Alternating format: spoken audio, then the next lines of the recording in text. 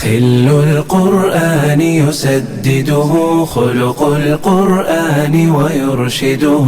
ogeysiis macadka barashada quraan ee alburhaan quraan online academy waxa uu ogeysiinayaa dhammaan bulshooyinka ku dhaqan daafaha dunida iyo Soomaaliyeedkeedba inuu qaadanayo waxbarasho cusub. waxaad ku baran doontaa macadkan quraanka kariimka iyadoo ay ku dheer tahay barashada tafsiirkiisa iyo tajwiidkiisa, higaada axaadiista rasuulka sallallahu alayhi wasallam, caqiidada saxda ah, luqadda carabiga, tarbiyada caruurta iyo ducooyinka, iyadoo ay intaas ku sii dheer tahay culum kale oo aad u tiro badan.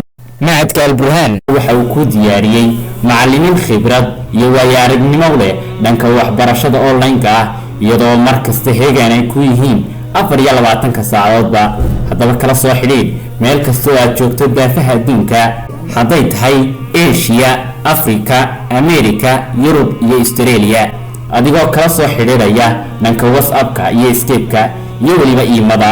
wixii faahfaahinta inta dheer waxaad kala soo xidhiidhin doontaa telefoonada shaashada kaaga muuqda.